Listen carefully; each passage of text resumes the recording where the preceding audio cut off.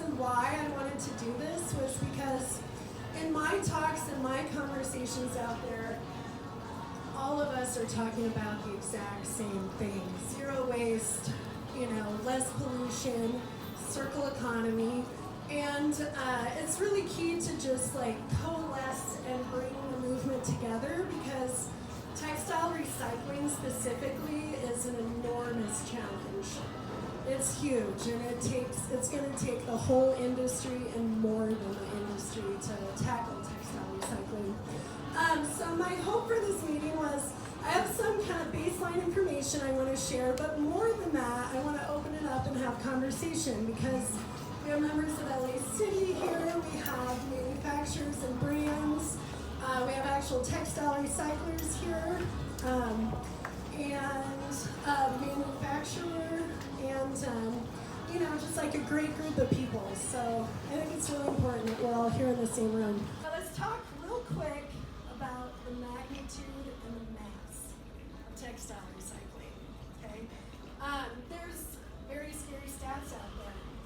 Semis of textiles get dumped into landfills every second, every day. Have we heard that stat? I wanted to put an actual number to it. So in 2016, these were the latest stats I could find, but the amount of textile waste in the United States came down to an average of 80 pounds per person. Okay, I haven't thrown away 80 pounds of clothes. Have you thrown away 80 pounds of clothes?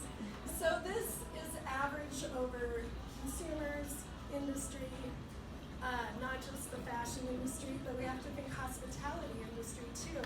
The curtains, the linens, the bed sheets, hospitals, those bed sheets, those spreads. There's so many textiles even beyond just the fashion industry that this problem is enormous. So 80 pounds per year per person, how many people live in LA? 4 million, okay? It's calculated. I know what that number is. 320 million pounds textile waste per year in Los Angeles. Let's break it down into tons. A little more reasonable of a number to deal with. Divided by 1,000 is 320,000, I believe, right? So 320,000 tons per year. Break that down per week. Divide that by 52.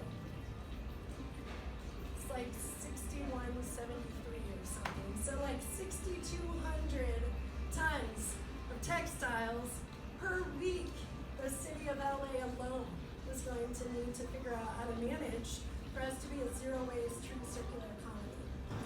And with the circular economy, I'm so happy all of us are here and interested because here in the US it's like sustainability and zero waste. The circular economy has been kind of more of a European term. Huge leaders, the Ellen MacArthur Foundation, Circle Economy, Global Fashion Agenda, internationally, based out of Europe, are leading the cause. And I talked to Ellen MacArthur, and not her herself, but someone from her foundation. I spoke with Circle Economy, and they told me, so I told them, the research, the movement, it's led in Europe. And she's like, that's true. But you know what US is leading in the brands and the innovation and how the brands are innovating.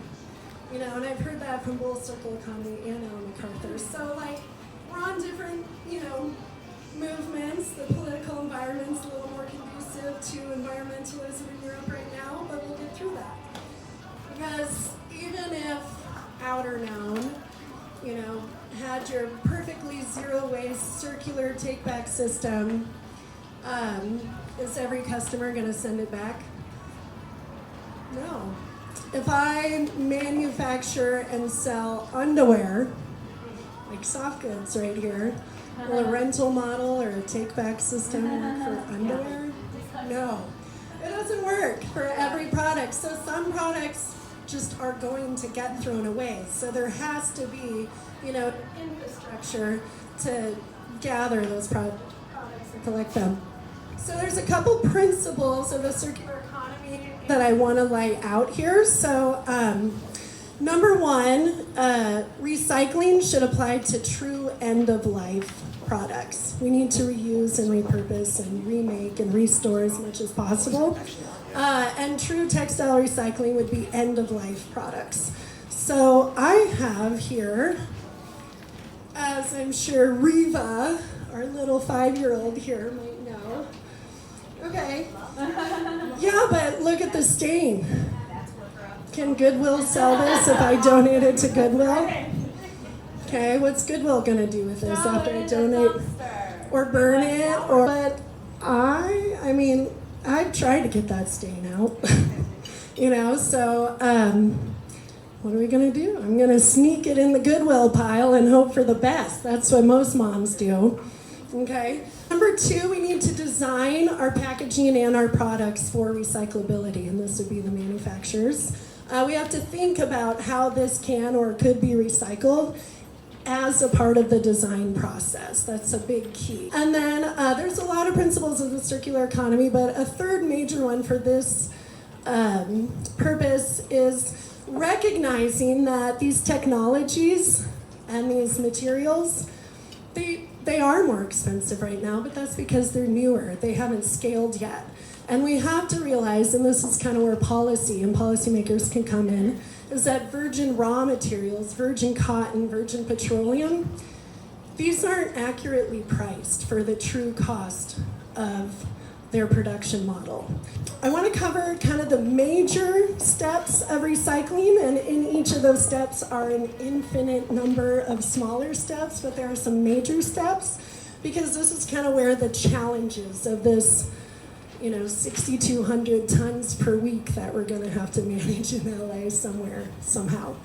Okay, so there's two major types right now of textile recycling, mechanical and chemical. Mechanical has been the kind that has been around for a while, and chemical is the new technology that's come to market just in the last 2 years. And there's a lot of companies out there, not a lot, a handful of companies out there they plan to have their newly recycled, chemically recycled textiles to market in spring 2020. Spring 2020 is going to be a breakout year for truly recycled, circular textiles. So we should all look out for that. And then there's downcycling. And downcycling is still recycling, but it's not regenerating it into a fresh new textile. It's shredding it and putting it in car seat fillers or insulation or to fill up toys. And that's better than throwing it in the trash, but ultimately it's still going to end up in the landfill. Yeah, so it just diverts it for a couple more years, right? So downcycling's good, but we can do better. So if I'm collecting bottles and, well, I just said it, bottles and cans, anything that I'm recycling, what's the very first step?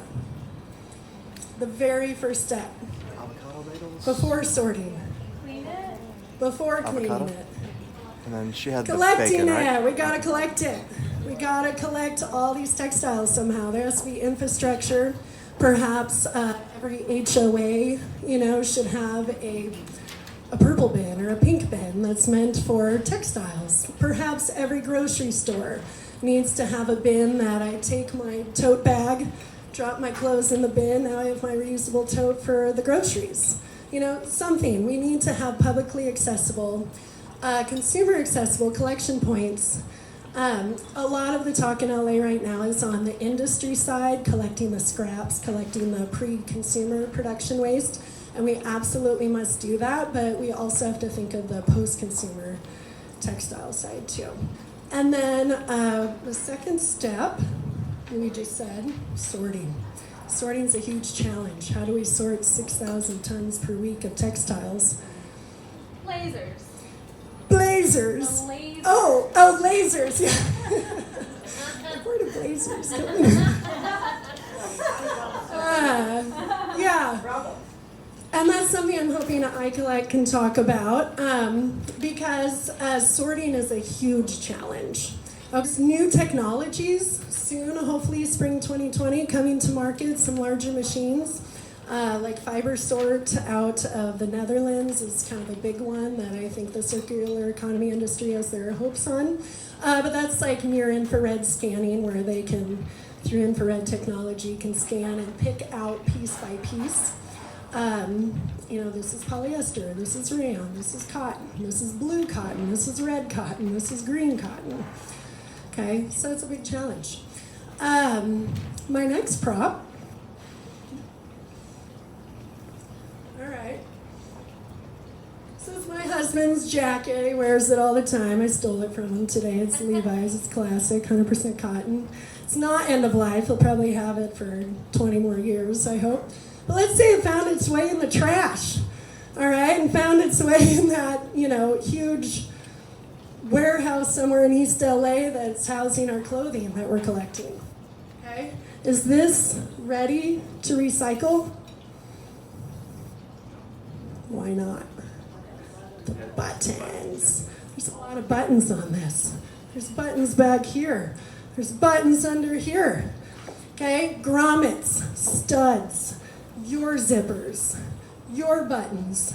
Who's got like a super studded jacket, like we want those design features. We shouldn't get rid of those design features, but on a mass scale, those buttons, those zippers, those grommets, those pyramid studs, they gotta come off before it hits the shredding machine, before it gets put into the solution to be dissolved. That's a massive problem. We have to figure out sorting. We have to figure out disassembly before we shred it. And then the next step gets into the actual recycling process, the shredding, the dissolving. And then the fourth step is the restoring it into its new product. So if we're shredding our cotton, we have to respin that back into new yarn and then get that spun into new textiles. And if we're chemically recycling, we got to reconstitute that chemical solution into its yarn and its textiles and get that freshly made. And so now I got these yarns and textiles. The last step of true recycling would be, my mics are coming out. I got my yarn, I got my fresh new textile. What do I do now? Buying it? Yes. You gotta get that back into that forward supply chain. So we need markets to sell this stuff and get it back out there. We need converters and mills. There's a lot of challenges that we have to overcome with mass textile recycling. And it's, as I alluded to, it's beyond just the fashion industry, it's the hospitality industry. It's these napkins right there. Eventually those are gonna get stained enough that the umbrella company is gonna have to throw those napkins away. So let's open it up to conversations, to question and answer. Now we have some experts here in sustainable brands and manufacturing and recycling. So we have the city and sanitation department represented here. So, I'm super happy about this group. And our DIA focuses on carbon neutral materials, and that's where her expertise lies.